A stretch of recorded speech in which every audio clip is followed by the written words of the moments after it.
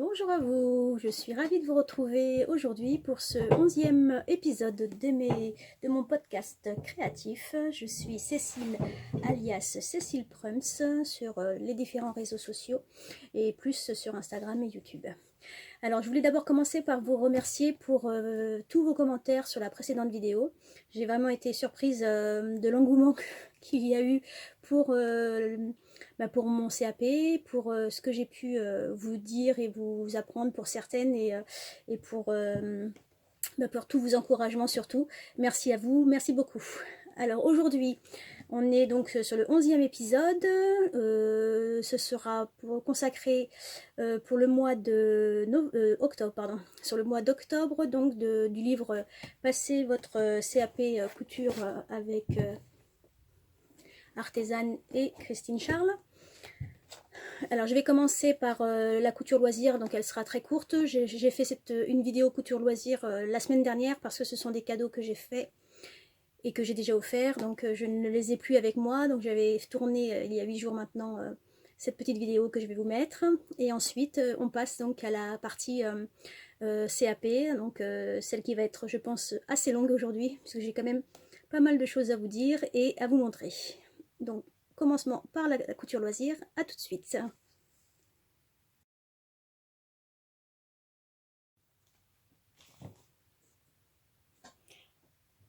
Un petit coucou du passé, donc, pour vous présenter la partie couture loisir, donc d'octobre 2019, avec 3 petites créations assez rapides à faire pour un anniversaire d'une petite poupette qui aura demain 2 ans, et pour laquelle je lui ai fait 3 petites cousettes que je vous présente. En premier lieu, il y avait le top qui s'appelle Top Piccolo. Donc le top piccolo, ça vient de la créatrice Mademoiselle Malabar. Je vous montre, alors j'ai pas édité les instructions, donc je vous montre une photo de ce top. Donc c'est un top qui est normalement pour les tailles 98 à 128, donc de 3 à 12 ans je pense. 128 ça doit être 12 ans. Donc je l'ai fait en taille 3 ans, puisque la petite a donc 2 ans. Et je vous montre tout de suite ce que ça donne. Voilà. Donc il s'agit d'un petit top avec la particularité, ce sont des froufrous qui sont incrustés entre devant. Donc on a d'un côté et d'un autre. Donc j'ai utilisé un tissu qui me restait d'un t-shirt que j'avais fait. C'était un panneau que j'avais acheté. Ça fait 2 ans maintenant au marché du tissu à Reims ou Chartres. Non, Reims c'était il y a 2 ans. Donc je l'avais trouvé, ce petit panneau que je trouvais très sympathique. J'avais fait un t-shirt avec ce panneau à ma fille. Et donc il m'en restait une petite chute que j'ai pu utiliser pour lui faire ce petit top piccolo en taille 3 ans. Alors les difficultés que j'ai rencontrées, c'est je n'avais pas honnêtement regardé bien comme il fallait les explications du montage. Comme je ne les avais pas éditées, je l'ai fait de tête, hein, et je me suis retrouvée avec une difficulté que je n'avais pas tout de suite aperçue.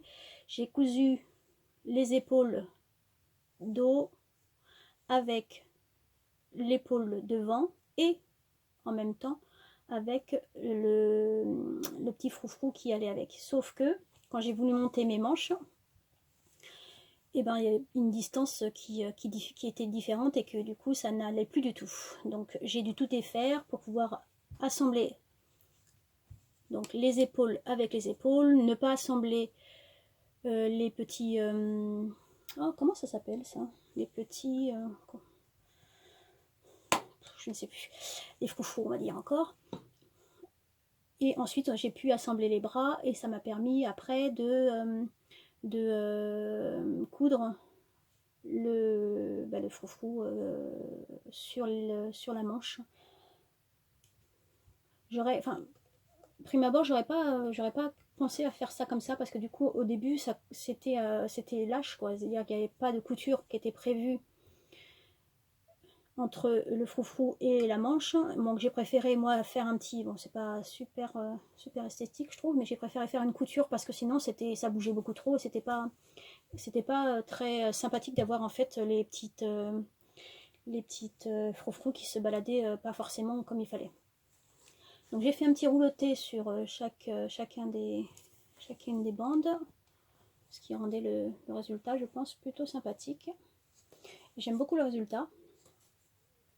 Et ça m'a permis d'évacuer un petit panneau que j'avais en plus. Donc est-ce qu'il y avait d'autres choses? Oui, sur le patron, pour information, je vous mettrai comme d'habitude les liens de chaque patron. Il manque les flèches, enfin il manquait, maintenant j'ai informé la créatrice de ce petit oubli sur les flèches du droit fil, sur le patron de la manche, le patron du côté devant. Donc elle doit certainement, si vous achetez les PDF maintenant, elle doit certainement l'avoir ajouté.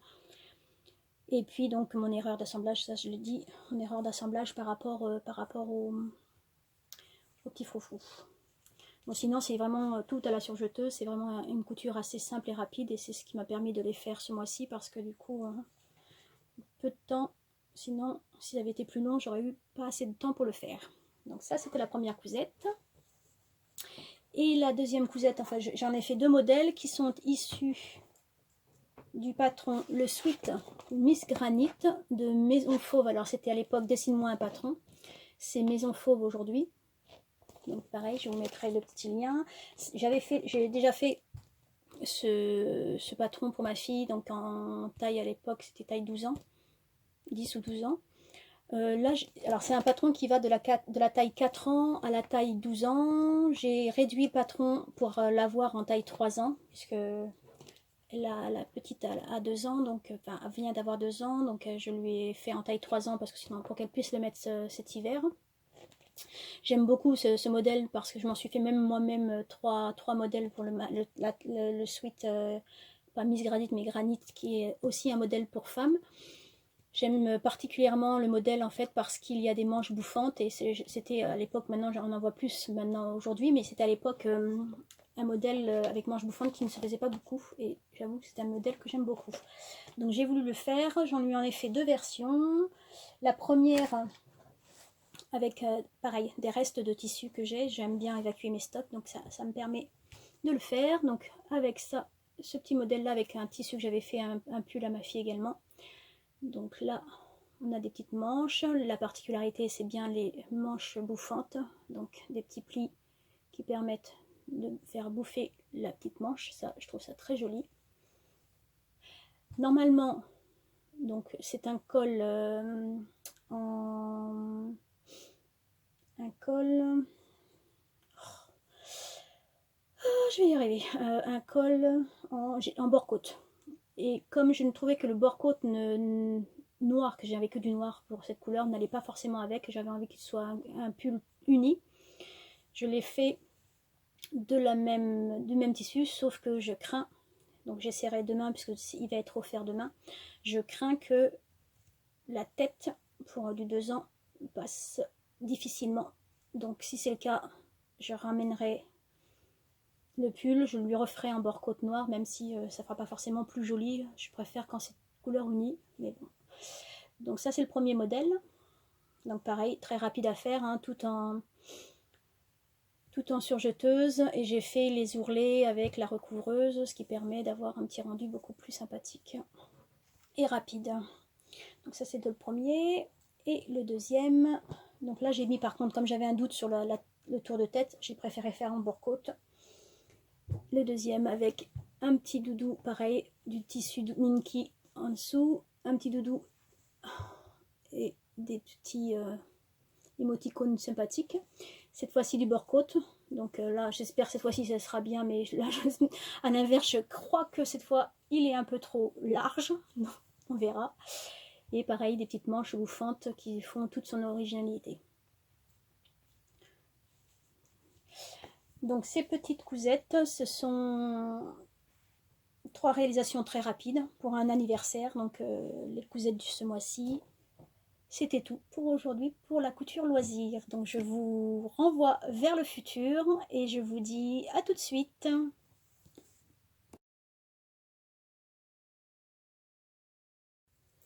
Alors, on passe maintenant donc à la partie CAP. Donc, je vais commencer par l'histoire de la mode, puis les différents exercices qu'il y a eu ce mois-ci à effectuer. Alors, sur l'histoire de la mode, on est sur le mois d'octobre, sur la partie du Moyen-Âge, donc une histoire qui est longue, puisque l'histoire de la mode au niveau du Moyen-Âge dure 10 siècles, donc du 5e siècle au 15e siècle. Et on appelait ça donc les costumes médiévaux et le Moyen-Âge. Donc c'était un peu complexe pour moi, un peu complexe à étudier parce qu'il y avait beaucoup de termes, beaucoup de. Il fallait pour moi, il a fallu que je comprenne qu'est-ce qu'était quoi, où ça se mettait, comment ça se mettait. Donc j'espère que je vais pouvoir retranscrire plus facilement pour vous ce que j'ai cru comprendre. Et si ce n'est pas le cas, s'il y a des historiennes qui passent par là, ne m'en veuillez pas si je me trompe un petit peu, parce que c'est pas évident sur 10 siècles en fait de ne pas faire d'erreur. Donc ce que j'ai compris, jusqu'au XIIe siècle, la mode n'avait pas trop changé, c'est-à-dire qu'elle était toujours sur des costumes de la période antique, à savoir du drapé, donc ce que je vous avais montré la dernière fois, des vêtements en fait où les tissus n'étaient pas coupés et où l'intégralité du tissu était entouré, enroulé en fait sur la personne directement pour garder l'intégralité du tissu qui, comme je vous l'avais expliqué, coûtait cher et qui ne devait pas être coupé. Ça a commencé à changer, ça, à partir du XIIe siècle, où d'une mode drapée, d'une mode un peu bouffante, un peu on se couvre le corps, on est passé sur une mode un peu plus cintrée, et là on ne couvre pas le corps mais on le sculpte. Donc à partir du XIIIe siècle, ça a changé, la mode a changé et les vêtements ont changé, et est apparu donc plusieurs habits, ce qu'ils appelaient à l'époque des garnements, donc pas les garnements d'aujourd'hui, hein. Les garnements, c'était en fait tout simplement l'intégralité des vêtements, pas du vêtement, mais des vêtements que portait une personne. C'est en fait tous ceux que composaient les vêtements, donc ça s'appelait un garnement. Donc c'était les diverses parties des vêtements que les personnes, femmes ou hommes, mettaient. Donc parmi ces garnements, il y avait, en premier lieu, il y avait donc les braies. Les braies, c'est aujourd'hui, on pourrait appeler ça ça ressemblerait à des caleçons, caleçons pour hommes aujourd'hui. Donc les femmes comme les hommes portaient des braies. Alors je vais vous montrer quelques photos, quelques images que j'ai pu avoir. Donc les braies, c'est ça. Ça ressemble à un caleçon en fait assez long qui arrivait au niveau des genoux. Et comme je vous le dis, les femmes et les hommes portaient des braies. C'était comme des culottes en fait. Je sais pas si on peut dire aujourd'hui que c'est les ancêtres des culottes, mais non, je pense pas que c'est ça. C'était beaucoup plus long et beaucoup plus couvrant que des culottes d'aujourd'hui ou des caleçons d'aujourd'hui. Donc, alors, il n'y avait pas forcément. Les braies étaient portées par tout le monde, qu'on soit pauvre ou riche. C'était un vêtement en fait commun à tout le monde, et tout le monde portait en premier lieu ce vêtement-là. Par-dessus ce vêtement-là, c'est donc par-dessus les braies, il y avait des chausses. Alors on pourrait dire aujourd'hui que les chausses, si je ramène ça à la mode d'aujourd'hui, ça pourrait être des collants, des bas. Donc les chausses, je vous montre une petite image. Alors les chausses, c'est la deuxième image. Ça ressemble à des collants.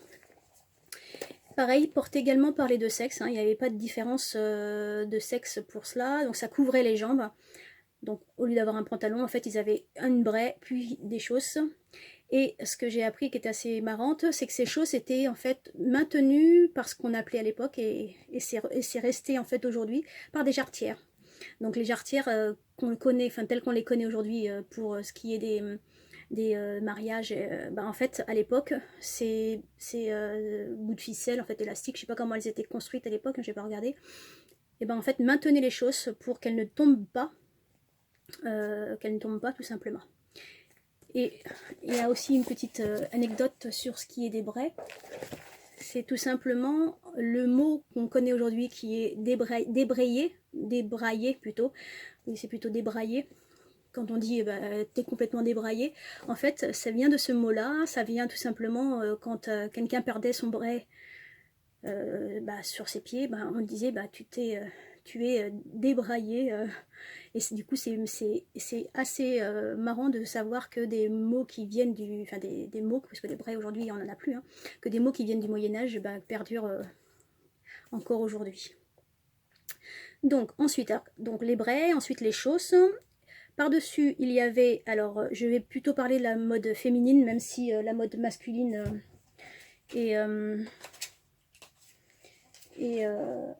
ouais, je vais essayer de vous en parler aussi un petit peu quand même, puisqu'il y a quelques mots qui sont différents.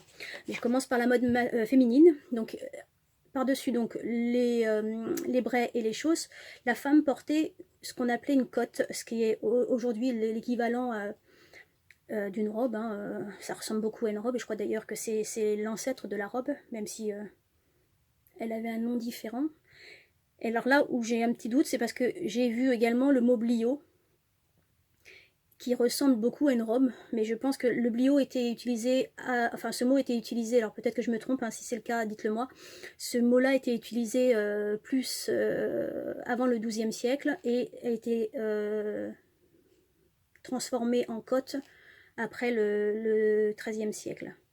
Donc la cotte, c'est tout simplement la robe. Alors ici, on la voit, c'est ce qui est en vert, hein, la robe verte. Donc il y avait une cotte. Par-dessus la cotte, il y avait un surcot. Le surcot, c'est ce qu'on voit, je vais essayer de voir là, c'est ce qu'on voit en blanc. Alors ça ressemble beaucoup maintenant à... Le surcot, je pense que c'est l'ancêtre du corset, parce que ça y ressemble quand même pas mal, je trouve. Peut-être que ça a changé de nom après, mais enfin, quoique le corset, d'après ce que j'ai pu en lire, parce que j'ai fait quelques petites recherches là-dessus, il est apparu plus à l'époque de la Renaissance et non pas à l'époque du Moyen-Âge. Donc, est-ce que c'est l'ancêtre du corset? Peut-être, probablement. Donc, par-dessus le surcot, il y avait le mantel. Alors, le mantel, c'est comme une cape qui était maintenue par un lacet au niveau du cou. C'est ce qu'on voit en bleu derrière. Donc, ça, c'est le mantel. Et par-dessus le mantel, j'avais bien chaud au moins, par-dessus le mantel, il y avait la houppelande. Donc la houppelande, c'est un autre manteau. Alors il y avait la petite cape et la houppelande, c'est un autre manteau qui était, alors ce qui est en rouge, qui était assez long, qui couvrait l'intégralité du corps, l'intégralité des vêtements et qui a disparu après à la Renaissance, si j'ai bien compris. Seuls certains métiers, c'est assez étonnant d'ailleurs que ce soit ça qui a engendré ce qu'on connaît aujourd'hui, hein, enfin peut-être plus maintenant vraiment, les avocats, en fait les capes que les avocats, que les juges et que les médecins à l'époque portaient. Et ben ça vient de la houppelande. Donc c'est ça en fait l'ancêtre de ces capes d'une certaine élite, particularité qui porte aujourd'hui, enfin il y a encore, je ne sais plus si aujourd'hui c'est encore le cas, mais à l'époque du XVIIIe siècle par exemple, il y en avait beaucoup. Donc ça c'est pour le costume féminin. Pour ce qui est des costumes masculins, alors un costume typique, hein. Donc on a une chemise courte, le surcot qui est également présent, les brais, on voit pas trop, mais je pense que c'est peut-être ce qui dépasse les chausses. Alors là, il y a un pourpoint. Le pourpoint, c'est une veste rembourrée de laine très serrée à la taille au niveau de l'estomac. Oui, donc le surcot, il doit être en dessous ce pourpoint là. Ensuite, le hérigot. Vous voyez, il y a tellement de noms que du coup, je ne sais pas si je vais tout retenir en tout cas. C'est un manteau long, donc pour moi j'avais le mantel pour la femme, alors je suppose que pour l'homme, le petit manteau là, mais qui semble avoir exactement le même système de fermeture, à savoir une petite cordelette au niveau du cou. Donc est-ce que c'est un mantel pour la femme, un hérigot pour l'homme peut-être? Même pas. Apparemment c'est un manteau long, mais je le vois pas il a pas l'air d'être si long que ça ici. Hein. Ensuite, non, bah là, non, c'est ce que je suis en train de vous dire des bêtises. La cape ouverte, ça s'appelle la cloche. Donc la cape ouverte, c'est la cloche. Et le caban, non, mais je pense pas qu'on ait le caban là. Non. Donc en fait, ça, voilà, le modèle à peu près du Moyen-Âge pour un homme. Et pour une femme, on a ça.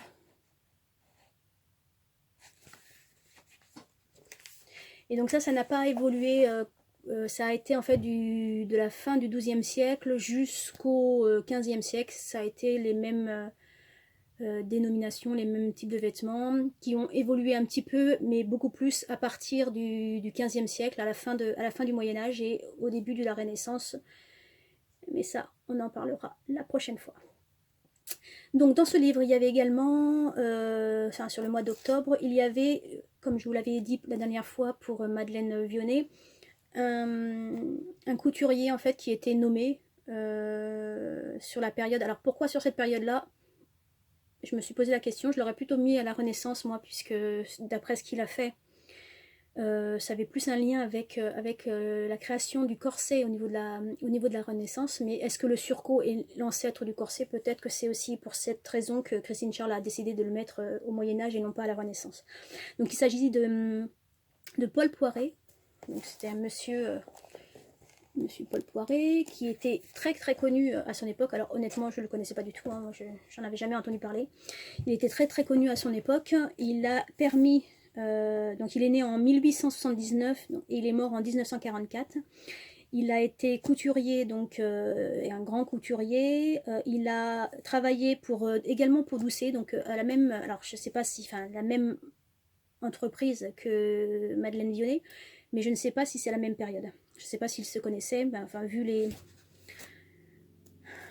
dates de naissance, il y a forte chance que si je regarde Madeleine Vionnet. Elle est née en 1876, lui en 1879. Il y a de fortes chances qu'ils se sont croisés certainement sur leur route. Donc ce monsieur, il a été connu pourquoi? Parce qu'il a été un précurseur dans le style art déco pour commencer, dans la commercialisation en fait de la mode, dans la mise en place des défilés de mode. Et surtout, il a été précurseur dans la libération de la femme du corset. Donc c'est grâce à lui que la mode féminine s'est libérée, que le corset a disparu, donc les femmes n'étaient plus du tout engoncées dans des corsets et ont pu mettre des vêtements avec taille haute sans gêne. Et c'est ce qui a été pour lui, c'est ce qui a été précurseur à son époque et qui a permis de faire connaître son entreprise, puisqu'il a ouvert sa propre maison en 1903. Oui, en 1903, il a ouvert sa propre maison. Donc il a été aussi, comme je vous le disais, précurseur dans les défilés de mode. Il a habillé beaucoup de comédiennes. Il faisait en fait des fêtes régulières. Il a fait, comment dire, des nuits somptueuses, des nuits parisiennes. En fait, c'est lui qui a mis la mode à la mode, on va dire. Donc c'est vrai qu'il est apparemment mort, ruiné et totalement oublié de tout le monde. Mais à son époque, il a été vraiment très précurseur et peut-être que grâce à lui, on porte plus de corset aujourd'hui, ce qui est déjà une très bonne chose. Donc merci Monsieur Poiret. Hein. J'ai vu quelques petites vidéos sur lui, si vous ne le connaissez pas, donc n'hésitez pas à aller voir sur YouTube quelques vidéos sur lui. Il a un parcours assez intéressant. Donc voilà pour l'histoire de la mode. Donc c'était le Moyen-Âge, 10 siècles. Pas mal de noms de vêtements que je dois retenir, mais bon, je pense que je vais retenir surtout les vêtements féminins, parce que je pense que bon, la chemise, après, c'est des vêtements masculins, c'est un peu plus... Et quoi qu'il y a des noms que j'ai quand même du mal à retenir. En tout cas, c'était une période longue. Hein. Le Moyen-Âge de 10 siècles, c'était quand même une période longue. Et à l'époque, d'ailleurs, tout ce qui était une mode en fait durait 100 ans. Donc aujourd'hui une mode ça dure 5 ans, même pas. Tous les ans maintenant il y a des nouveaux vêtements, nouveaux styles. Et ben au Moyen-Âge une mode durait 100 ans. Donc c'est pour ça aussi qu'on n'a pas non plus, heureusement d'ailleurs sur 10 siècles ça aurait été difficile de tout retenir, qu'on n'a pas non plus en fait autant de vêtements que ça. Donc la prochaine fois, ce sera la Renaissance. Et puis on discutera donc à cette période-là de ce qu'était la Renaissance. Et je me suis dit, pour moi en tout cas, j'avais envie de rendre un peu plus, comment dire, un peu plus vivant cette matière, et je me suis dit pourquoi pas créer pour les poupées de ma fille, même si elle joue plus à la poupée, c'est moi qui joue à la poupée maintenant, créer le vêtement en fait que j'étudie le mois en cours. Donc je me suis dit pourquoi pas, on va essayer ce que ça donne, et j'ai voulu donc, alors c'est pas toujours évident de trouver le patron, là j'ai eu la chance de trouver sur internet, sur je mettrai les liens en bas comme toujours, sur la chaîne de la ville de Chartres, hein. Donc ils doivent avoir un festival je pense médiéval, parce qu'il y avait une vidéo où il y avait un lien pour télécharger en fait ceci, qui est donc le patron en fait d'une cotte. Et donc en fait on prend les mesures, de la poupée, enfin de ce qu'on, ou d'un adulte, hein, c'est pas forcément pour une poupée, c'est également pour adulte. On prend les mesures et puis ça permet en fait de créer le vêtement, le vêtement qui était à l'époque la cotte du Moyen-Âge, le costume médiéval, et voilà ce que ça donne dans ma réalisation du costume médiéval. Donc comme je vous disais, des robes longues. J'ai aussi appris que les bras, souvent, alors je n'ai pas fait en fait les manches comme le blio un peu évasé parce que je n'avais pas le modèle, donc j'ai préféré faire comme ça. Les bras étaient souvent, enfin les mains pardon, étaient souvent cachées parce que justement la femme ne devait pas montrer trop ses attributs et sa peau. Donc les vêtements étaient assez larges, ce qui d'ailleurs a pas mal changé après.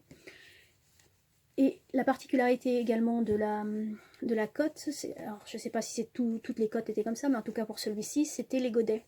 Les godets, ce sont ces petits triangles qui étaient cousus en fait pour agrandir en fait le volume de la robe.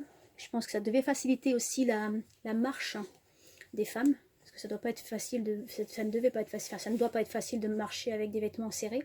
Donc on agrandissait avec des godets le volume de la robe, ce qui permettait de plus facilement la marche. Alors c'est pas évident à coudre. Alors, moi je l'ai fait à la machine, mais à l'époque c'était que des coutures main. Peut-être qu'avec la couture main c'est plus facile. À la machine j'ai eu quand même quelques difficultés parce que comme tout se termine en pointe, vous voyez là, c'est pas toujours évident de coudre des vêtements jusqu'en pointe comme ça. En tout cas le volume il est vraiment bien. Alors normalement, bon, si j'avais suivi pile poil le patron, je n'aurais pas dû faire d'ouverture derrière, mais madame a une grosse tête et que du coup ça passait pas, donc j'ai ouvert et puis j'ai pu mettre un petit biais derrière pour que ça fasse plus joli avec une ceinture qui était maintenue. Voilà, donc ma petite poupée que je trouve toute mignonne comme ça. Je me dis que pourquoi pas, si j'arrive pour les autres périodes en fait à dessiner ou à trouver le modèle qui correspond, ça sera un peu plus vivant pour moi. En tout cas, je pourrais facilement plus reconnaître le modèle quand s'il apparaît lors du sujet de l'EP1, on ne sait jamais. Et ça me permettra aussi d'identifier les périodes plus facilement si je crée moi-même le vêtement, ce qui peut être intéressant. Donc voilà pour ce qui est de la mode, de l'histoire de la mode pour le Moyen-Âge. Alors ensuite il y avait le vocabulaire, donc j'ai appris quelques mots supplémentaires ce mois-ci, comme le mot coulisser. Donc coulisser c'est tout simplement assembler deux pièces ensemble qui ont la même forme. Bon, vous savez, c'est on coud endroit contre endroit et hop on coulisse du coup le vêtement, donc ça c'est le coulisser. Baguer c'est assembler un ourlet invisible à la main, donc on bague un vêtement, donc j'en ai eu pas mal à faire ce mois-ci. Gancer, c'est du coup mettre un biais, poser un biais à cheval d'une couture, hein, donc on gance, on pose un biais en fait, ça s'appelle gancer. Et concave pardon, et convexe, hein. Donc concave qui présente une surface courbe au creux vers l'intérieur, donc alors, je ne sais pas si ça va être du bon sens pour vous, mais je ne pense pas. Ça c'est concave, et de l'autre côté, donc qui sont vers l'extérieur, c'est convexe, et ça on l'a vu surtout pour la robe du mois, qui était une robe à découpe princesse. Ensuite, pour la connaissance des matériels, on a appris ce qu'est, enfin quelques points. Alors là, je vous renvoie vers un site qui s'appelle 432 MHz ou Hertz, qui est un site qui donne pas mal de petits tutos vidéo sur des techniques industrielles. Et il y a, alors si on s'inscrit sur leur site, on peut télécharger ce petit document qui est la classification des points de couture et qui donne en fait les numéros. J'essaierai de voir si je peux vous mettre, là, je pense pas que je puisse, parce qu'il faut s'inscrire sur le site, donc je mettrai le lien vers le site, ce sera plus simple pour que vous puissiez trouver. Et il y a en fait, alors je trouve ça très bien, il y a le numéro de chaque point de couture, que ce soit main ou machine, et le schéma que ça représente en fait en termes de section. Et je trouve ça plutôt bien fait même. Et c'est pour ça que du coup je me le suis imprimé pour l'avoir en tête. Bien que sur l'examen à première vue on n'utilise que 2 points en machine, le 301 qui est la piqueuse plate et le 504 qui est le point de surfilage. Hein. Donc j'en ai pas vu d'autres pour l'instant, mais c'est surtout ces points là. Et puis après les points à la main, donc, et ce mois-ci on avait le point invisible, donc le 213. Alors, je vais vous donner un exemple par exemple. Le 213. Le voici. Je ne sais pas si ça va bien se voir, mais là on a le 213 qui est donc le point invisible fait à la main. Donc ça c'est pour la connaissance des matériels. Et ensuite on avait la connaissance des textiles. Donc ce mois-ci on devait travailler le lin. Donc j'ai déjà travaillé le lin pour des chemises à mon mari, donc c'est une matière que j'ai déjà travaillée. Après, soit on sait le travailler, mais il faut aussi connaître en fait la composition et connaître un peu la connaissance de la matière en elle-même.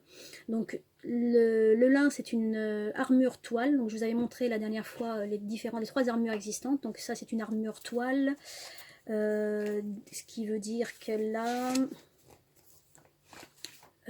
attendez que je retrouve mon... Oui, j'ai déjà oublié. Waouh, ça promet. Alors, ça veut dire mon armure toile, et où est-ce qu'elle est?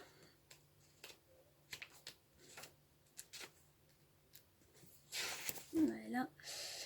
L'armure toile, oui, c'était le fil de chaîne et le fil de trame qui sont 1-1. Et donc, c'est une armure solide.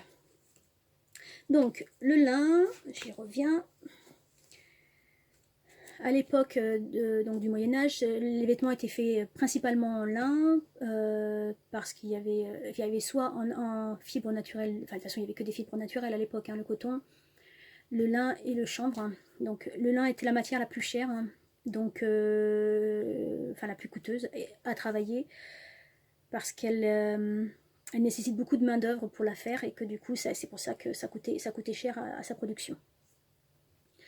C'est un tissu qui est apprécié pour sa fraîcheur, pour les temps chauds, et qui est composé par contre de 70% de cellulose et 30% de, alors ce que je ne savais pas, 30% de pectine, cendre, tissu ligneux et d'humidité. Donc les caractéristiques du lin, donc on a dit une fibre végétale forte, il y a peu d'élasticité et se froisse facilement, c'est l'inconvénient du lin aujourd'hui, hein. Elle s'assouplit au lavage, enfin c'est une matière qui s'assouplit au lavage, qui a une très bonne absorption, c'est un bon conducteur de chaleur et sensation de fraîcheur. Par contre c'est une matière qui a tendance à casser, qui est très sensible à la moisissure et à la transpiration et aux agents de blanchiment, et qui est par contre résistante aux mites et insectes des tapis. Donc ça, résistante aux mites, je ne savais pas. Pour ce qui est du blanchiment, j'ai pu lire un petit peu aussi une chose. Je pensais en fait, quand on voit sur certains tableaux, on voit beaucoup de vêtements, alors c'était du lin, enfin pour moi c'était du lin, qui était coloré, très coloré. Or apparemment jusqu'au Moyen-Âge, il était très difficile de la coloration du lin par les matières utilisées, donc c'était souvent des végétaux, hein, des fruits, des légumes, n'importe quoi, les couleurs du fruit qui étaient utilisées, mais ça ne passait pas en fait, ça ne résistait pas au lavage, et ça ne résistait pas au temps, donc ça disparaissait au fil du temps au niveau du lin. Donc c'est pour ça que quand il y avait des vêtements colorés, en fait c'était apparemment pas du lin mais de la soie, parce que le lin était surtout blanchi plutôt que coloré. Donc la connaissance des textiles, donc c'était le lin qu'on avait à travailler ce mois-ci. Alors on va commencer par la robe. Alors je vais pas le faire dans l'ordre. Oui, je vais pas le faire dans l'ordre. Enfin, je vais faire dans l'ordre chronologique, mais pas dans l'ordre du livre. Donc la robe du mois, c'était la robe Iselda, que je vous montre. Je vous l'avais montré la dernière fois. Donc c'est une petite robe à découpe princesse, donc d'où la partie convexe et concave. Donc la découpe princesse, je sais pas si je vais le dessin technique, on y verra peut-être un peu plus facilement, mais je sais pas si je vais arriver à le tenir. Voilà, le dessin technique. Donc les découpes princesse, c'est tout simplement là. C'est ce qui est en fait ça souligne ça souligne la silhouette, hein, et ce sont des morceaux qui sont ajoutés au devant du corps. Et la difficulté, c'est justement d'assembler en fait deux pièces qui sont différentes l'une de l'autre, puisqu'il y a une partie qui tourne vers l'intérieur et l'autre qui est vers l'extérieur. Il faut qu'on arrive à faire une couture arrondie sans faire de plis.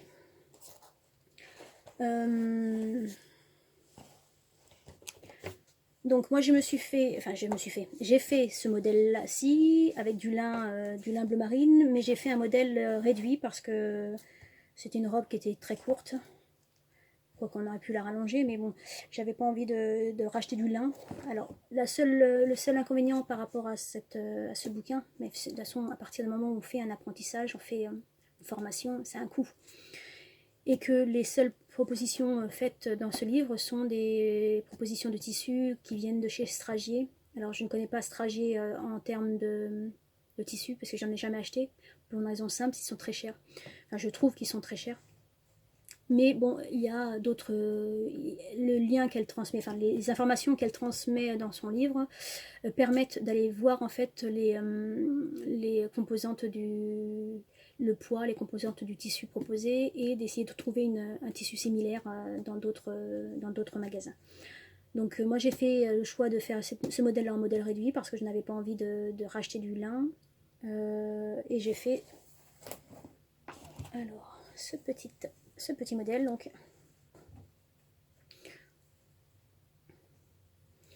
voilà la petite robe Iselda avec les découpes princesse. Donc la difficulté, c'est justement de ne pas faire de plis quand on coud le vêtement. Donc normalement il doit y avoir ici, il ne doit pas y avoir de plis. Donc j'ai dû découdre parce que j'avais des plis, j'ai mal cousu. On voit d'ailleurs que le pli là qui restait un peu, mais il n'y est plus, mais le lin comme ça marque quand même pas mal, il est resté un petit peu. Donc voilà la découpe princesse. Il y a des épaulettes un peu particulières, je trouve, une forme d'épaule un peu particulière, je ne sais plus comment l'appeler ça.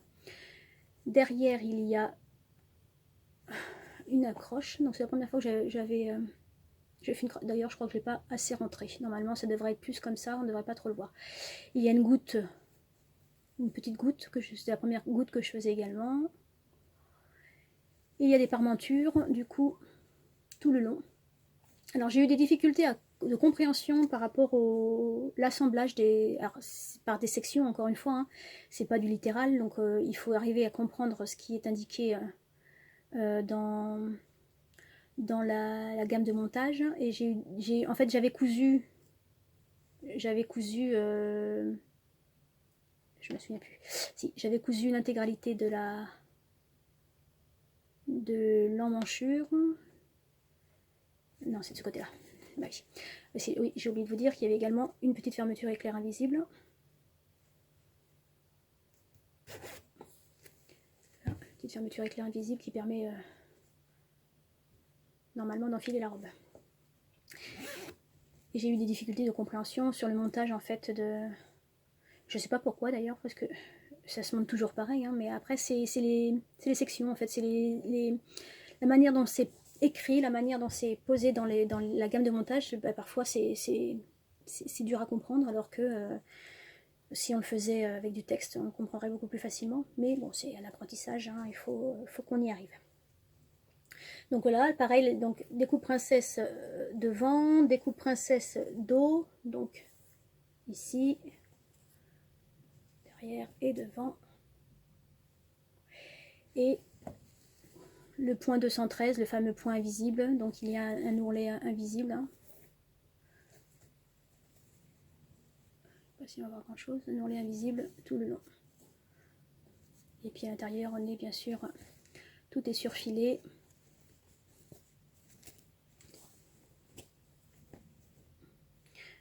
C'est un joli modèle, hein, j'aime beaucoup en fait ce modèle là, mais bon, moi je ne porte pas de robe, ma soeur j'en lui en ai fait une autre, donc je pense qu'elle était contente aussi.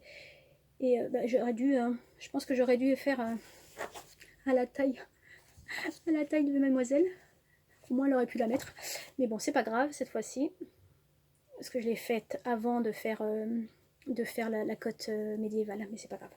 Donc voilà la petite Iselda. Donc il y a eu pas mal de photos qui ont été mises sur Facebook ou sur Instagram, les photos de taille humaine et réelle, et qui donnent un très joli résultat. Après, bon, je pense qu'il faut aimer être un peu... avoir des vêtements sculptés au corps, parce que c'est quand même assez cintré. Donc ensuite, on a passé la robe du mois, et j'ai eu envie... Enfin, j'avais vu la basique du mois d'octobre, hein, qui était une robe 3 trous. Alors 3 trous, c'est tout simplement les bras, enfin les manches ouvertes et puis la tête, hein, les 3 trous. Hein. Et ce qui m'intéressait dans ce modèle, c'était les pinces, alors ce que moi j'appelais losanges, enfin je pensais que ça s'appelait des pinces losanges, mais apparemment ça s'appelle des pinces fuseaux, que je n'avais encore jamais pratiqué. C'est ça, les pinces au milieu en fait, que je ne connaissais pas, et que je n'avais encore jamais pratiqué parce que j'ai jamais eu l'occasion d'en faire. Donc je me suis dit que j'allais faire ce modèle là pour voir un basique et un modèle qui correspond plus à un modèle classique en fait, qui correspondait plus aux vêtements que ma soeur portait. Donc je suis partie sur ce modèle là, et sur le site d'Artisan, ils proposent des modèles correspondants, et je suis restée sur le modèle Burda, mon Burda 7602. Donc il y avait une version A avec des poches et des petites manches, et la version B que j'ai faite. Alors j'ai fait le choix de ne pas faire de milieu couture devant, parce que je voyais vraiment pas l'intérêt. En termes d'apprentissage, j'en voyais pas la nécessité, à part une surpiqûre, mais bon, les surpiqûres, c'est pas ce qui manque après. Donc je voyais pas trop l'intérêt en fait d'avoir un devant coupé. Donc j'ai coupé au pli, hein, pour ne pas avoir deux morceaux sur le devant. Et donc, alors j'ai regardé les tailles de Burda, mais Burda vraiment, je sais pas ce que vous en pensez, mais je trouve qu'il taille grand. Donc j'ai regardé les tailles par rapport, enfin la taille de ma soeur, j'ai regardé les tailles proposées. Alors c'est des vêtements, enfin c'est les tailles, pas du vêtement fini. Et c'est ce que je trouve vraiment dommage d'ailleurs, parce que toutes les marques ne font pas les mesures des vêtements finis, et ça vraiment, ça serait vraiment utile. Parce que moi j'ai pris l'habitude, quand il n'y a pas les mesures de vêtements finis, de mesurer directement sur le patron l'aisance, parce que d'une marque à une autre, l'aisance n'est pas la même, et on peut être vite déçu en pensant réellement faire sa propre taille et se retrouver avec un vêtement beaucoup trop grand parce que l'aisance qui a été préconisée par la marque, eh ben, elle est trop grande et que du coup ben, le vêtement ne va pas. Donc là j'ai fait un test, j'ai mesuré sur le patron l'aisance du vêtement en me basant, comme c'est une robe un peu cintrée, en me basant sur la poitrine et sur la taille. Et je me suis rendu compte qu'il y avait une aisance énorme, presque 20 cm. Alors pourtant c'est un modèle qui est censé être cintré puisqu'il y a des pinces au niveau du dos. Alors là on le voit pas trop, mais des pinces au niveau du dos, des pinces fourreau, j'ai oublié, des pinces losanges, moi je les aime bien les losanges, au niveau du dos, et que du coup donc c'est un modèle qui est censé être cintré au niveau de la taille. Donc quand j'ai vu qu'il y avait 20 cm d'écart d'aisance, je me suis dit mais c'est énorme, c'est pas possible. Donc j'ai voulu faire une toile et je me suis basée sur une toile de taille en dessous de celle de ma taille, excusez-moi, je suis un peu fatiguée, de celle de ma sœur. Et ben j'ai bien fait parce que j'ai fait ma toile donc sur des draps. J'achète des draps à Emmaüs, hein, ça fait vraiment pas cher et puis ça me permet de faire des essais.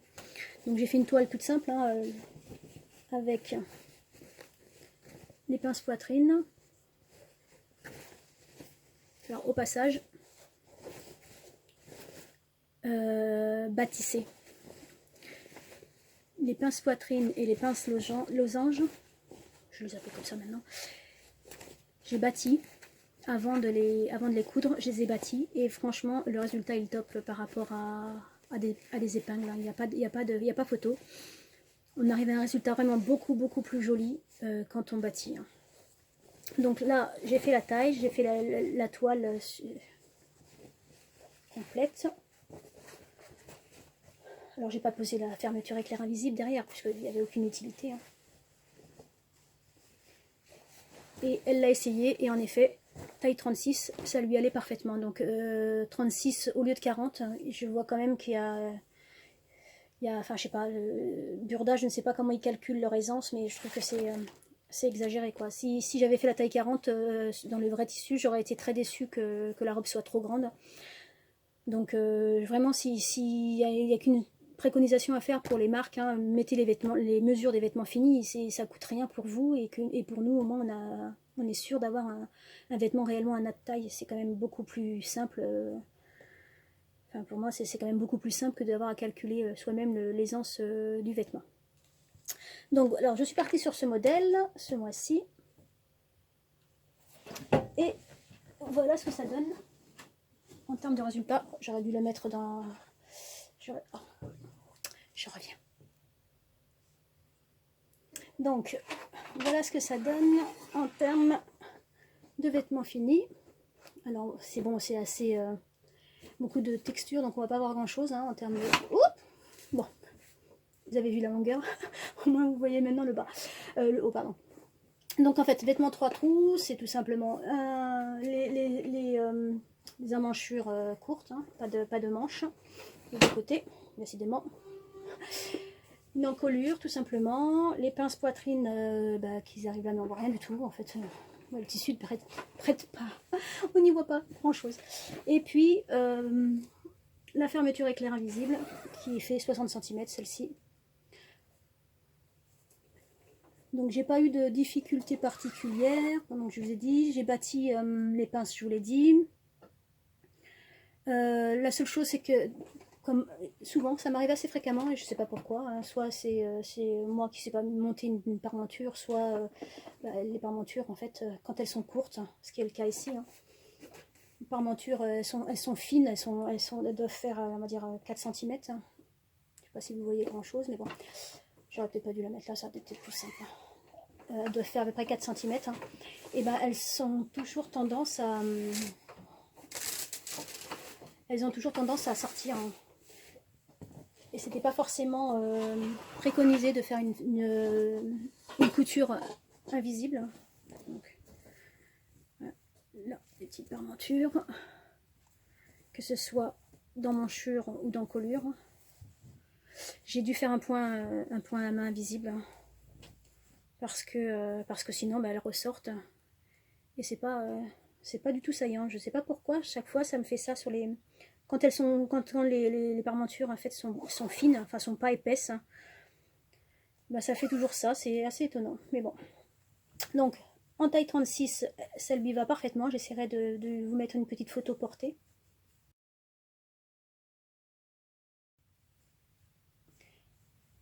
Et c'est un tissu que j'avais acheté dans ma ville en fait, sur un magasin africain qui est dans ma ville et qui a une texture un peu serpent, on va dire. Et c'est une matière très douce et très épaisse. Voilà pour ce qui était de la basique du mois. Donc ma soeur a sa petite robe mensuelle, elle est contente. Et donc j'en suis là. Donc, et enfin, pour la dernière partie, je me suis lancé un défi dans le défi.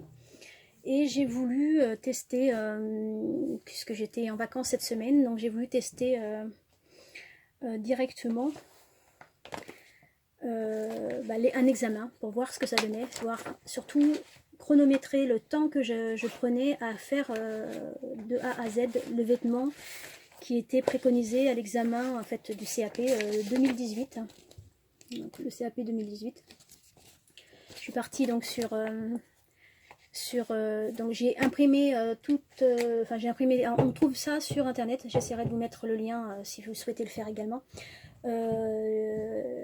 Quasiment, alors ce qui est étonnant c'est que quasiment tous les examens, les annales en fait des examens du vêtement flou sont facilement trouvables sur internet. Par contre j'ai pas réussi à trouver celui du vêtement tailleur, alors, même si c'est pas le vêtement tailleur que je fais, mais j'avais envie de regarder un peu comment c'est la différence entre le vêtement flou et le vêtement tailleur. Et ben j'ai pas trouvé grand chose, j'ai trouvé seulement 2 annales et j'ai pas trouvé les patrons qui allaient avec, donc je sais pas comment je ferai plus tard, on verra. Désolée pour la coupure, je n'avais plus de place sur mon téléphone. Donc je disais que je souhaitais faire un test grandeur nature, on va dire, si sur cette semaine de vacances que j'avais, j'ai fait le choix de prendre l'annale CAP vêtements flous de 2018, qui est donc une veste qui s'appelle la veste Agathe. Alors c'est pour ça que je m'interrogeais tout à l'heure sur les annales de vêtements tailleurs, parce que pour moi une veste c'était plus sur le concours, enfin l'examen vêtements tailleurs que vêtements flous. Mais bon, c'était l'examen de 2018.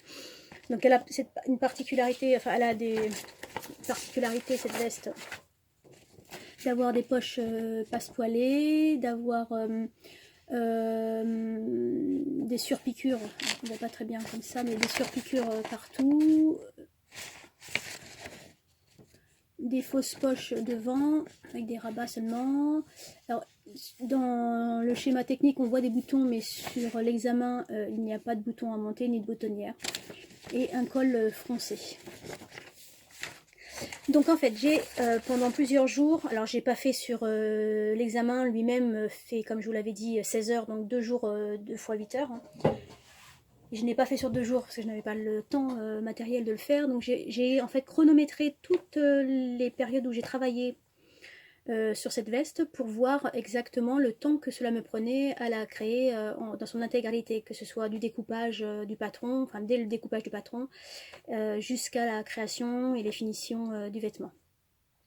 J'ai fait donc tirer les plans A0, puisqu'on les trouve sur A0, en A0 sur internet, via le site tirageplan.fr qui est franchement qualité-prix au top, je trouve. Ça m'a coûté, alors j'ai fait plusieurs patrons, hein, j'en ai fait une dizaine je crois en tout, parce que j'ai fait les plans de 3 annales en tout, et certaines créations du livre pour les mois qui vont arriver, et j'en ai eu pour 28 €, donc à peu près à 3 €, un peu plus de 3 € par planche. Et franchement c'est vraiment les carrés sont respectés, apparemment ils sont au top pour ce qui est des plans couture, donc les carrés sont bien au millimètre près, et il n'y a pas eu de soucis, j'ai eu ma livraison très rapidement. Donc cette semaine, je me suis dit, on essaye, on voit ce que ça donne en grandeur nature, c'est-à-dire je me mets comme si j'étais à l'examen, je chronomètre toutes les périodes sur lesquelles je travaille, donc découpage, assemblage du patron, enfin, découpage du patron, coupage du tissu, marquage du tissu, création de vêtements, et puis pour voir exactement temps par temps chronométré, est-ce que je suis dans les 16 heures de l'examen ou je suis complètement on va dire à l'ouest et qu'il faut que je m'améliore sur la durée de mes créations. Alors on a commencé, enfin, j'ai commencé pardon par découpage, en premier lieu découpage du patron, hein, donc la feuille, il y avait 2 feuilles A0, je sais pas si, attendez, 2 feuilles A0, donc tout a été découpé. Entre le découpage, alors attendez, parce que je me les suis notés. Donc le découpage, ça m'a pris, rien que le découpage, ça m'a pris 48 minutes. Donc 48 minutes pour couper tout le patron. Il y avait en tout, j'ai pas compté, c'est 17 pièces en tout, donc 48 minutes. Alors pas que découpage, hein, parce que bon, découper c'est une chose, mais m'assurer par rapport à la nomenclature que j'avais bien toutes mes pièces. La chose que je n'ai pas faite sur le coup quand j'ai découpé, c'est de vérifier le plan de coupe. Ce qui fait que mon plan de coupe, alors ça, si vous passez l'examen également cette année, je vous conseille tout de suite, la première chose à faire, c'est de vérifier que votre plan de coupe, à savoir ça, correspond, avant de couper le patron, aux pièces. Parce que j'ai eu 2 différences sur les doublures. Donc là, ce sont les pièces doublures. Et sur ma doublure, je n'avais pas la marge de couture. Enfin, sur mon patron, contrairement au plan de coupe, je n'avais pas ma marge de couture. Pour cette pièce-là et pour cette pièce-là, enfin, cette partie-là. Du coup, ne sachant pas qu'est-ce qui était bon, puisque je pense que si à l'examen ça se produit, je pense qu'on a le droit, enfin j'espère qu'on a le droit de demander à l'examinateur où est l'erreur, parce que du coup là il y a manifestement une erreur.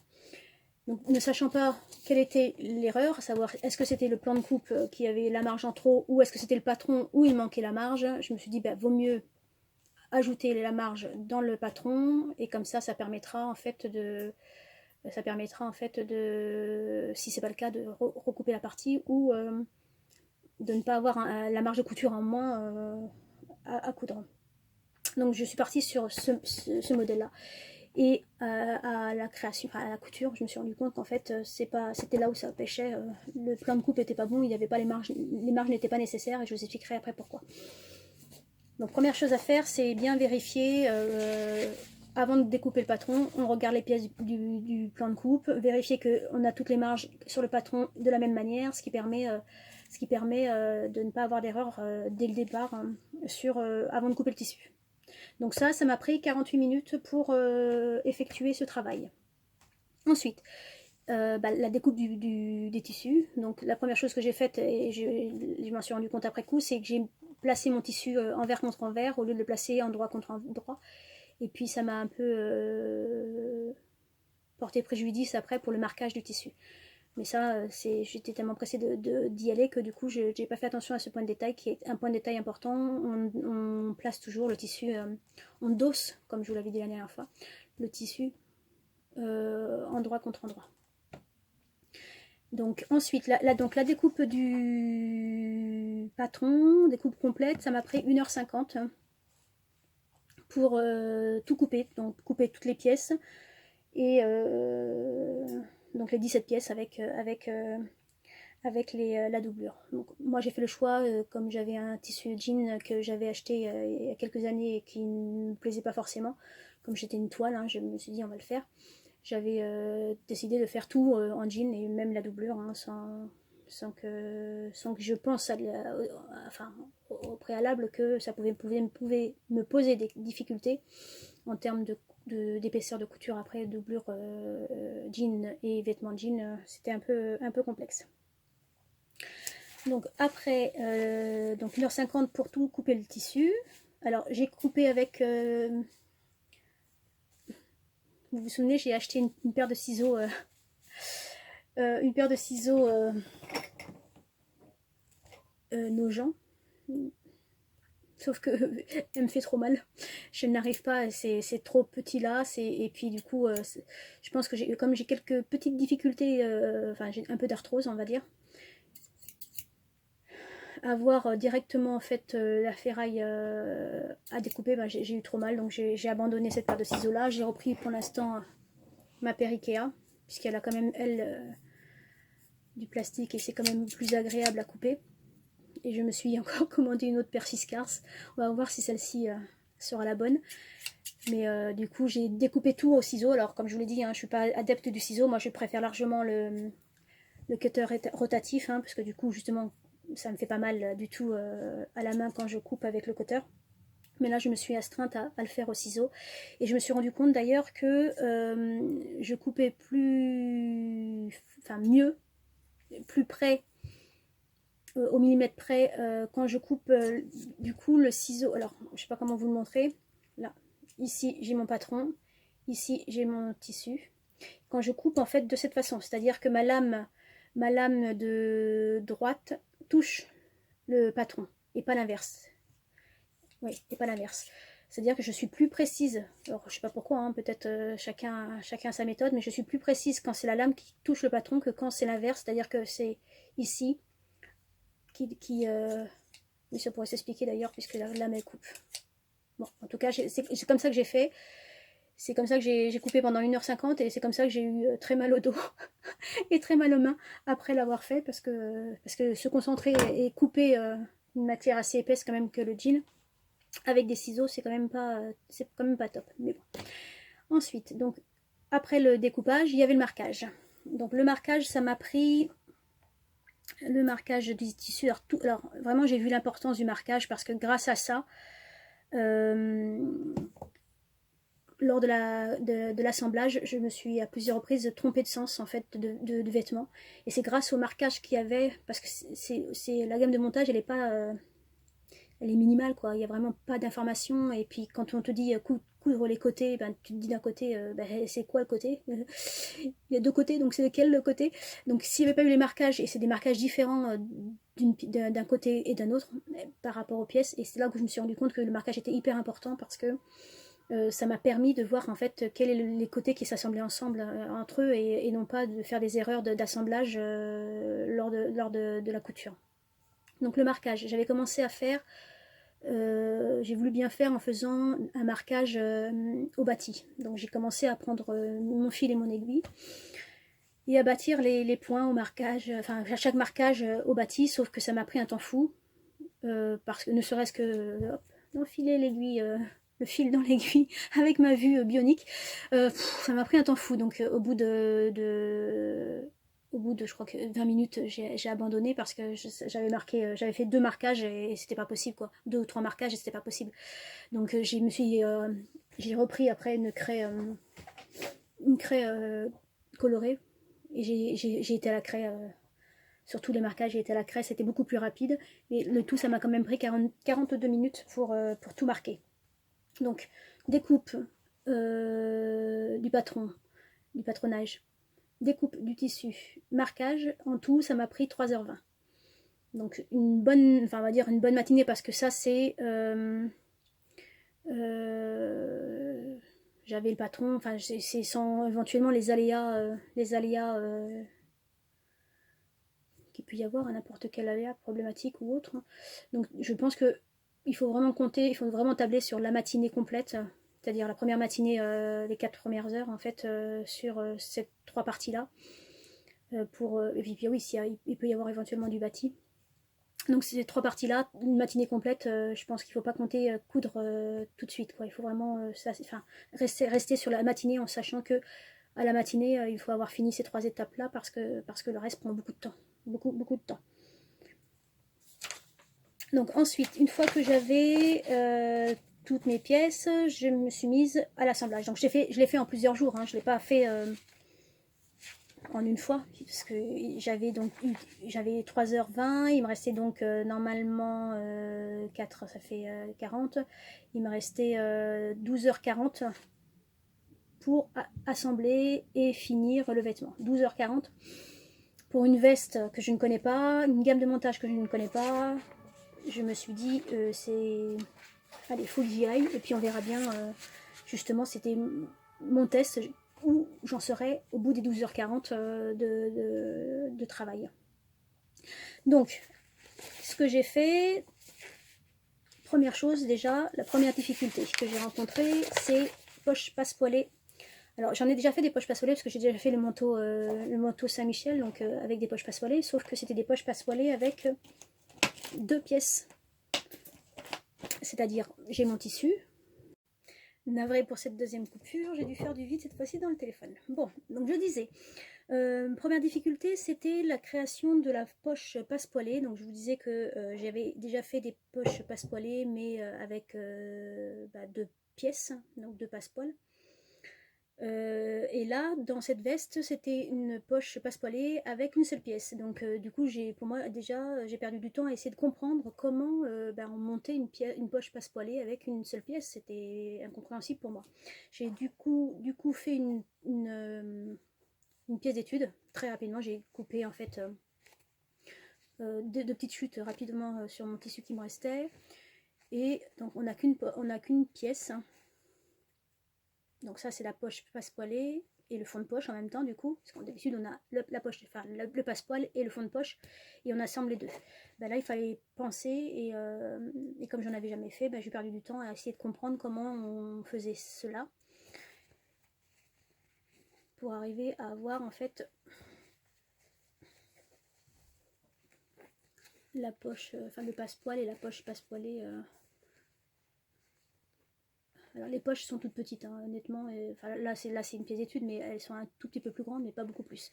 Donc du coup j'ai mis du temps à comprendre ça. Une fois que j'avais compris, qui m'a quand même pris du temps, hein, donc je me suis lancée. Et première erreur sur la première poche.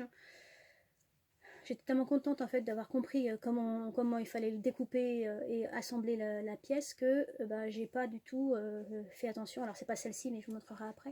J'ai pas fait attention que j'ai pas respecté les points d'arrêt avant la marge de couture, ce qui fait que j'ai tout cousu, j'ai coupé mon tissu et mes capucins. Et quand j'ai voulu fermer, j'avais des capucins qui étaient trop courts, quoi.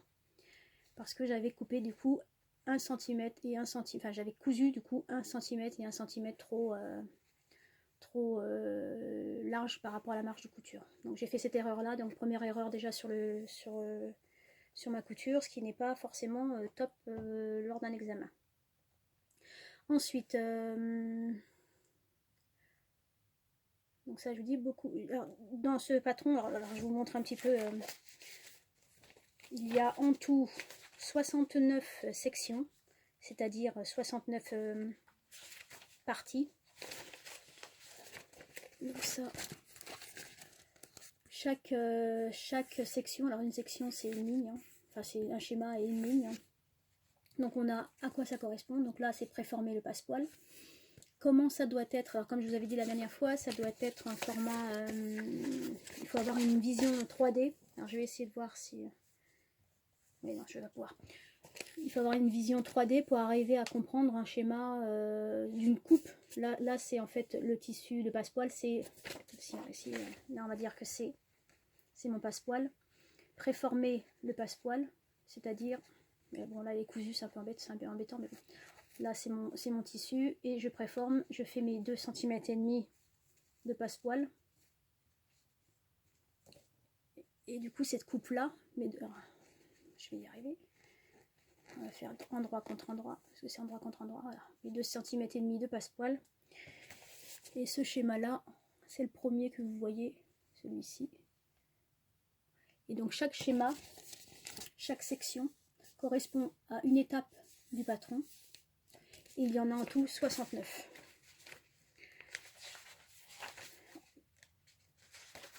Et donc, en fait, chaque étape, quelle que soit la couture, donc là, préformer le passe-poil, plaquer le passe-poil formant le sac de poche sur le côté devant, plaquer le passe-poil formant le sac de poche sur le côté devant. Donc moi, ce que j'ai fait, c'est qu'à chaque fois que je faisais une étape, je surlignais pour arriver tout de suite à identifier où j'en étais. Et la gamme de montage, il y a à chaque fois le type de point, les marges de couture, le type de point à utiliser. À savoir ici, on a ici en millimètres, hein, donc 10 mm correspond à 1 cm de couture. Le point 504, c'est la surfileuse. Alors pour moi, ils disent surfiler, mais pour moi c'est surjeté. Alors peut-être que je fais une différence qui ne devrait pas y avoir lieu, mais pour moi un surjet c'est 4 fils. Et donc du coup, moi j'ai tout fait en 4 fils parce que surfiler 2 pièces ensemble, c'est pour moi un surjet, donc il faut 4 fils. Ce qui fait que le surfil d'une seule pièce, bah, c'était en 4 fils aussi parce que j'avais pas le temps de changer les réglages de ma machine, enfin de ma surjeteuse. Si à chaque fois qu'il y avait un surfil ou un surjet, il fallait que je change les réglages, là c'est sûr que je perdais du temps. Comme je sais que lors de l'examen, il y a normalement il y a une surfileuse, puisque chaque machine industrielle a sa compétence propre, on va dire. Donc il y a une surfileuse, il y a une surjeteuse, donc s'il doit y avoir un surjet, j'utiliserai la surjeteuse, s'il doit y avoir un surfil, j'utiliserai la surfileuse, mais je ne dois pas modifier les réglages de ma machine, sinon le temps perdu, les 12 heures, c'est sûr qu'il me restait, n'aurait pas suffi. Donc en suivant toutes les étapes de couture, donc j'ai quelques étapes où je n'ai pas tout compris, hein, des nébuleuses, alors surtout parce que c'est pas, je vais voir si j'arrive à vous le retrouver, au niveau surtout de la doublure, hein. Il y a des moments où il pose, alors simplement assembler, voilà, par exemple là, assembler le côté devant et le côté dos. Ah oui, je vous avais dit tout à l'heure que j'avais rajouté une marge de couture qui n'était pas nécessaire parce qu'en fait il s'agissait du biais, donc il n'y avait pas besoin de marge de couture puisqu'on mettait un biais tout le long de cette couture, ce qui fait que moi j'ai surfilé en fait pour rien. Donc j'ai perdu du temps à surfiler 2 mètres parce qu'il y a 2 mètres sur le dos, je vous le montrerai après. Sur le dos il y a, c'est ça, ça c'est la doublure dos. Ici c'est le biais à installer. Alors le biais en plus on le fait à la main. Alors une première couture à la machine et ensuite par en dessous on doit faire 2 mètres de biais à la main. Ça m'a pris 1h30 quand même pour rien que pour coudre le biais. Donc franchement j'ai pas trouvé ça top. C'est un examen, je comprends bien, mais ils auraient pu faire de la couture main sur des surfaces plus... Enfin, si c'est pour juste identifier si on est capable de coudre à la main, oui d'accord, mais sur 2 mètres, le temps perdu à faire ça, pour un examen, j'ai pas trouvé ça très cool, mais bon, un examen c'est jamais cool hein, de toute façon. Donc je vous disais, oui, donc chaque étape, il y a une partie où je me suis trompée également, c'est-à-dire que j'ai cousu à 10 mm alors que je me suis rendu compte après coup que c'était à 7 mm. Donc vous voyez, elle n'est pas parfaite.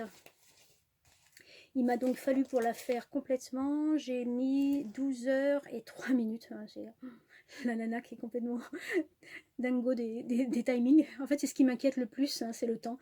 Je sais que quand on a du temps, on peut faire tout ce qu'on veut, c'est pas un souci. Mais quand le temps presse, mais là, du coup, on a beaucoup moins de possibilités quand on est limité dans le temps et que du coup... on est un peu plus stressé. Donc là, j'avoue que les 2 dernières heures m'ont beaucoup stressé parce que j'en étais à l'étape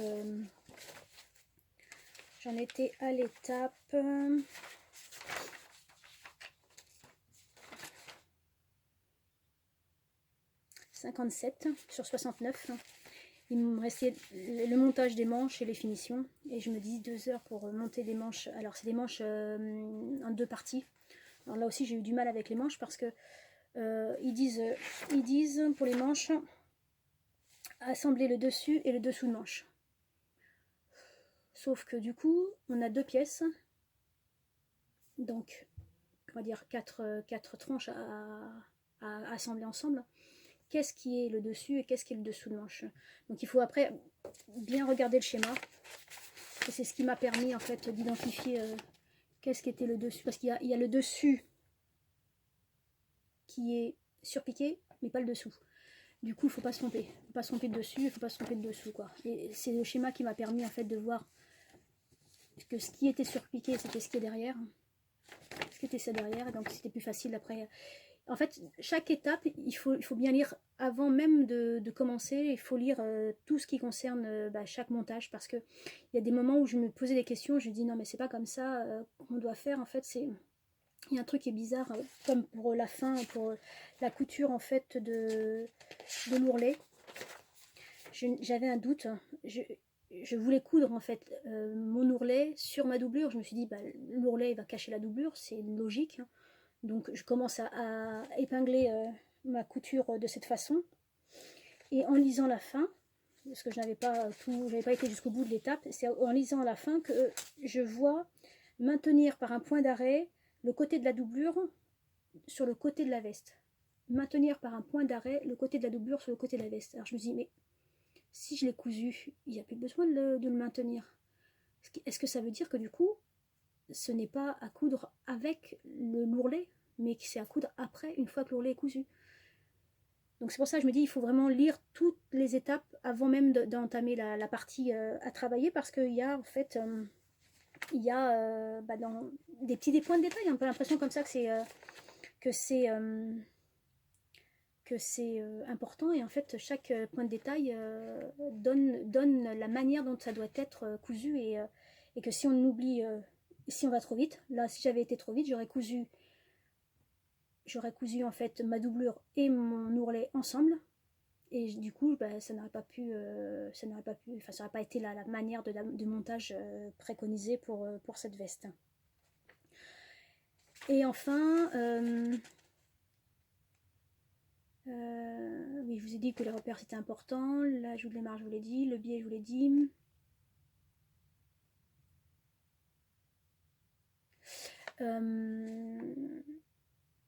Les manches, oui, et enfin quand je suis arrivée aux manches, donc à 2 heures de la fin de la sonnette, je m'étais mis le chrono et ça devait sonner à 16 heures. Donc à la fin de la sonnette, à 2 heures de la fin de la sonnette, j'ai commencé à monter les manches. Et là, je me suis retrouvée avec un embut qui n'était pas du tout indiqué nulle part. En fait, il me disait il y a des fronces, nulle part il me disait il y a des plis. Et je suis en train de regarder encore maintenant, mais je me suis retrouvée avec un embut. Alors là, j'ai pas compris. J'ai mis mince, mais j'ai mal monté ma manche, je l'ai mis à l'envers. Du coup, j'ai tout défait. J'ai enlevé les épingles, j'ai remis sur l'autre manche. Je me suis dit, ça se trouve, c'est pas la bonne manche. Je me suis trompée la droite et la gauche, j'ai tout confondu.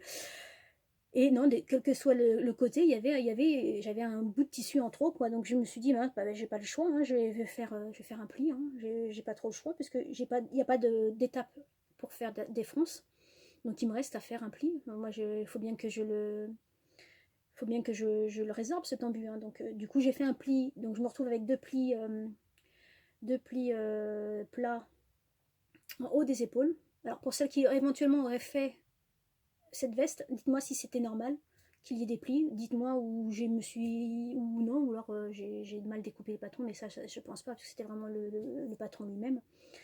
Mais en tout cas, j'ai vraiment pas compris pourquoi je me retrouvais avec une partie du tissu de la manche qui était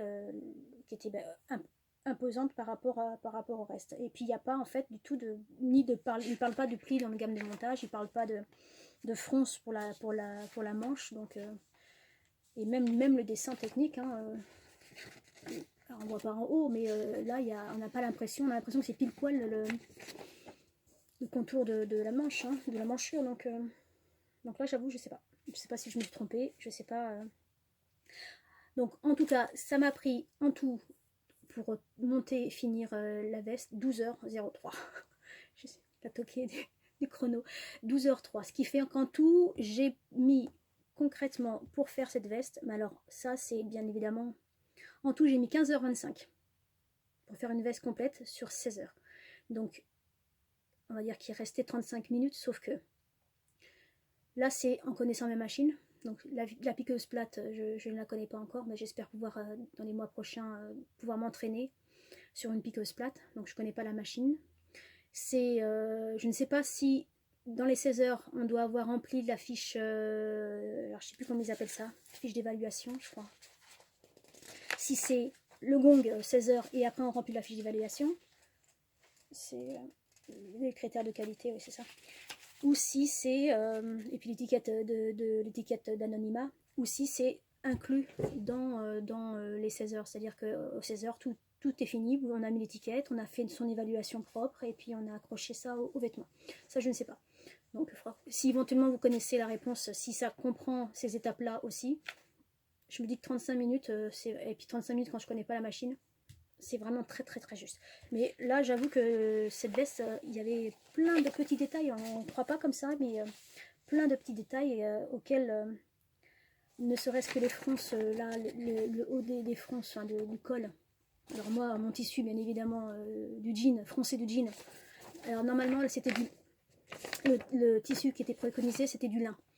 Donc moi, je ne l'ai pas fait en lin, je l'ai fait en jean. Et froncer du jean, j'ai eu beau tirer, c'était compliqué. Hein. Honnêtement, c'était pas facile de froncer du jean.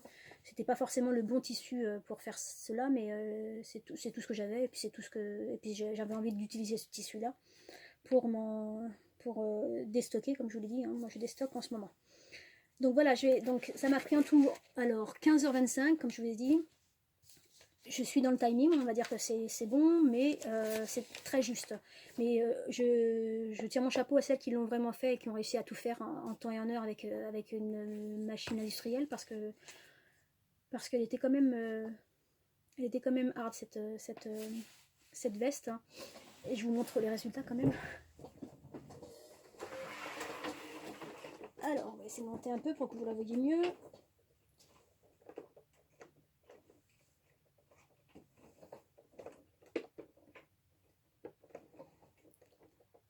On va y arriver.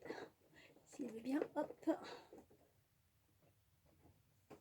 Alors voilà, voici ma veste Agathe. Donc une veste poche passepoilée. Alors comme je vous l'ai dit, j'ai une poche. Donc voilà ma poche passepoilée qui est pas bonne, c'est-à-dire qu'elle a 1 cm et 1 cm, enfin 2 cm de trop long par rapport à ce qu'elle devrait être. Hein. Puisque je me suis pas arrêtée aux marges de couture, je me suis arrêtée en fait à la fin du tissu. Donc ça c'est ma première erreur. Donc ça c'est derrière, c'est la doublure, donc en jean également. Donc comme je vous le disais tout à l'heure, initialement je voulais coudre l'ourlet par-dessus la doublure. Et quand j'ai vu qu'il fallait maintenir par un point d'arrêt la doublure au devant, je me suis dit mais non, si je l'avais cousu, il serait déjà maintenu, donc ils n'auraient pas indiqué cela dans la gamme de montage. Donc du coup j'ai fait différemment.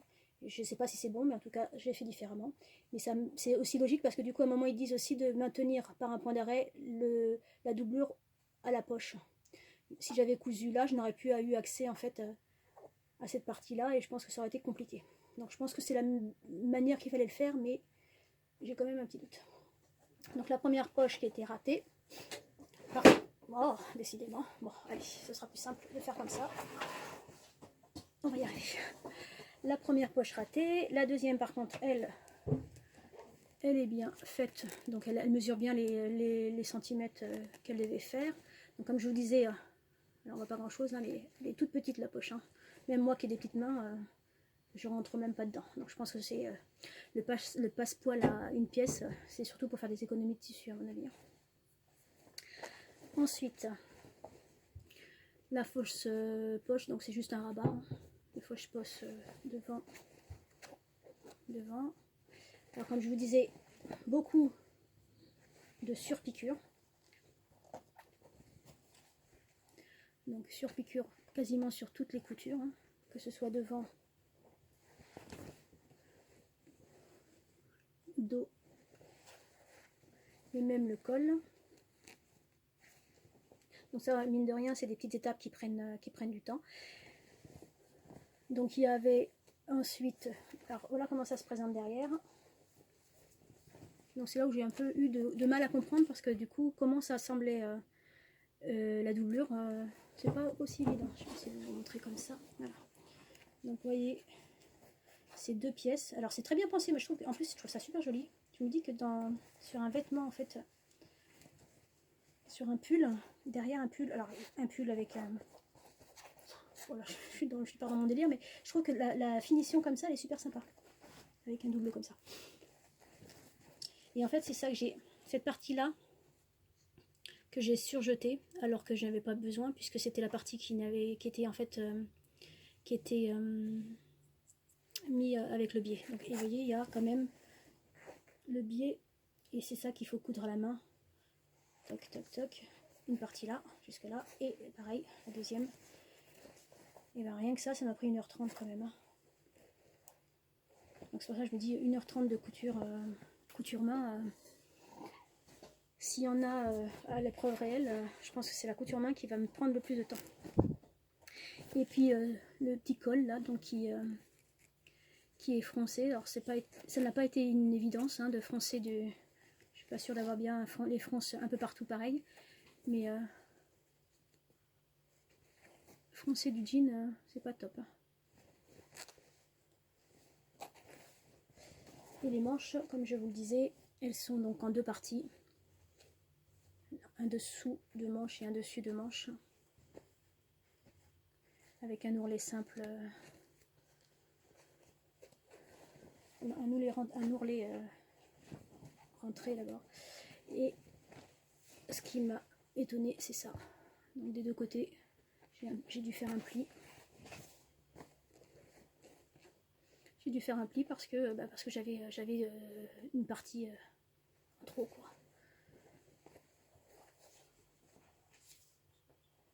Voilà ma veste Agathe. En tout cas,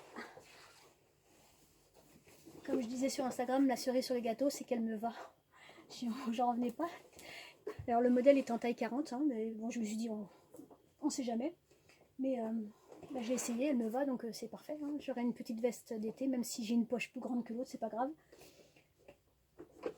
En tout cas, j'ai été vraiment... ça m'a stressée, honnêtement, mais j'étais super ravie d'y arriver, d'arriver dans les temps, dans le délai imparti pour pouvoir faire en fait cette veste. Et ça a été une super expérience pour moi. Parce que du coup, ça me permet aussi de voir comment ça peut se passer à l'examen. Alors je sais, il y a encore tous les aléas, ne serait-ce que mon fer vapeur qui s'arrête toutes les 5 minutes de chauffer, mes bobines qui décident de se vider au moment d'une couture longue. Donc ça, c'est déjà des aléas qu'il va y avoir probablement également lors de l'examen, mais sur des machines que je ne connaîtrai pas. Donc ça, ce sera peut-être plus stressant encore que des machines que moi j'ai l'habitude d'utiliser. Mais franchement, c'est une superbe expérience. Moi, si vous passez votre CAP, je vous conseille aussi de le faire. Moi, je pense que j'en ferai encore quelques-unes annales pour voir. Et c'est assez marrant parce que du coup, les sujets d'examen que j'ai vus, j'ai regardé plusieurs sujets d'examen sur les 10 dernières années. Et je trouve qu'il y a des années où le vêtement semble simple par rapport à d'autres, ou par exemple celui de 2018, je le trouvais complexe. Enfin, je le trouve, il y a beaucoup d'étapes quoi. Donc, et certains vêtements sont beaucoup moins longs et moins compliqués, enfin qui semblent, non je dis ça comme ça, je les ai pas encore fait, mais ils semblent moins compliqués que certaines autres. Donc pourquoi d'une année à l'autre ça diffère, ça je ne saurais le dire. En tout cas, si vous passez votre examen également, n'hésitez pas à faire ces examens. Et c'est des annales gratuites, hein, on peut les retrouver. Alors, j'ai pas trouvé les patrons pour toutes les annales. J'en ai trouvé quelques-uns que je vais continuer à faire, parce que pour moi, c'est la meilleure façon de voir, même si dans le livre de Christine Charles, il y a des patrons également. Je me dis que, alors dans le livre de Christine Charles, ce qui est bien, c'est parce que c'est pour apprendre, il n'y a pas de souci, et il y a des explications. Ça fait qu'on lit la gamme de montage. On lit la gamme de montage, et tout ce qui est en rose, c'est des explications en fait de la gamme de montage. C'est-à-dire que c'est des choses qui n'apparaîtront pas lors des examens. Donc je me dis que me confronter à un vrai examen blanc, on va dire, tout de suite, ça me permettra aussi d'améliorer ma conception de la gamme de montage et ma compréhension de chaque section pour le véritable examen. Je pense que c'est important. En tout cas, c'est ma conception des choses pour pouvoir désacraliser l'examen et surtout voir dans le temps imparti ce que je suis en capacité de produire. Alors par contre, là je l'ai fait sur plusieurs jours, comme je vous l'ai dit. Le premier jour avec la découpe, j'avais franchement hyper mal au dos, hyper mal aux mains. Et donc du coup je me reposais aussi, hein, je ne vais pas non plus passer mon temps sur ça. Mais sur 2 jours, être concentré sur 2 jours complets, bah, va falloir quand même se concentrer bien longtemps. Je sais pas, parce que moi j'ai pas tendance à. Enfin, je me concentre, mais j'ai une date limite de concentration. Et quand ça dépasse, bah hop, je pars ailleurs. Et là, il faut rester concentré sur 2 jours. Ça va être un peu plus complexe. Voilà. C'était tout ce que je voulais vous montrer pour aujourd'hui, enfin pour ce mois-ci, sur le mois d'octobre. Sur le mois de novembre, donc on va attaquer la Renaissance pour l'histoire de la mode. Donc je vais essayer de voir si je trouve. J'ai cherché un petit peu pour voir des vêtements de poupée Renaissance. J'ai pas trouvé grand chose, donc je vais voir ce que je peux faire pour essayer de trouver un modèle à reproduire d'une robe de Renaissance, hein, si j'y arrive. Hein. Ensuite, c'est une robe. Alors là, on va attaquer une matière que je déteste. Enfin, pas que je déteste à porter, mais que je déteste à coudre. Je l'ai fait qu'une fois. La viscose. Et du coup, bah, ça va être compliqué, hein, parce que la viscose sans amidon, j'ai demandé à quelqu'un qui l'avait déjà cousu, comment elle faisait, et elle avait pas mal épinglé apparemment. Donc je vais essayer de faire pareil. Mais c'est pas gagné, parce que la viscose, ça bouge beaucoup. C'est une matière que je n'aime pas. J'espère qu'à l'examen, ce sera pas de la viscose. Moi, j'aime bien le lin, c'est très simple à coudre. Parce que la viscose, c'est pas évident à coudre, et surtout à découper, je trouve encore plus. Hein, parce que ce que j'avais cousu en viscose, je l'avais mis de l'amidon qu'à la couture, à l'assemblage, et non pas à la découpe. Et j'avais le vêtement qui était en fait complètement différent, qui avait bougé. Donc pour le mois de novembre, c'est la robe, c'est une robe encore, donc pour ma soeur qui est elle très contente de mon examen. Elle a des vêtements supplémentaires. Donc ce sera la robe, elle s'appelle comment celle-ci? Eleonara. Donc une petite robe en viscose. Donc j'ai commandé la viscose chez Mondial Tissu, là je l'attends. Et puis, oups, ça bouge. Et puis du coup, je vais essayer de faire cette robe, donc la petite robe du Moyen-Âge, si j'y arrive, et puis essayer de faire un autre sujet d'anal. On verra si j'y arrive également, si j'ai le temps de tout faire. Et puis voilà, je crois que... Ah oui, j'avais une petite chose à dire. Ceux qui n'ont pas encore acheté le livre et qui souhaitent se le procurer, alors le seul bémol que j'aurais tendance à dire pour ceux qui l'ont acheté à sa sortie, c'est qu'il y a pas mal d'erratums qui sortent au fur et à mesure. Donc sur le site d'Artezane, on les retrouve, les erratums. Mais comme ça se rajoute au fur et à mesure que c'est vu, du coup c'est un peu embêtant. Donc ce que j'ai fait, c'est qu'à chaque fois qu'une nouvelle erreur a été signalée, hein, je les ai accrochés avec les pages correspondantes, et il y en a quelques-unes quand même pas mal. Donc normalement, les versions suivantes du livre devraient éviter ces erreurs, mais sur le nôtre, enfin sur ceux qui ont acheté en premier lieu, pensez bien sûr à aller sur le site d'Artezane pour télécharger les erratums, puisque ça concerne parfois des sections, et que du coup on peut coudre d'une mauvaise façon ou couper d'une mauvaise façon parce qu'il y a une erreur sur le livre. Voilà, je crois que j'ai tout dit. Je ne sais pas combien de temps ça prendra, mais enfin ça a pris, mais en tout cas je pense que ça va être encore long. Navré pour ceux qui n'aiment pas les vidéos trop longues. J'espère que ça sera pour vous aussi intéressant que la dernière fois, que vous aurez appris des petites choses, que ce que j'aurais pu faire vous aura plu. Bah, dites-moi encore, j'aime beaucoup vos commentaires, n'hésitez pas, j'y réponds à chaque fois. Et puis bah, je vous dis bon mois de novembre, je vous retrouve le mois prochain. Je vous embrasse très fort, et puis à bientôt.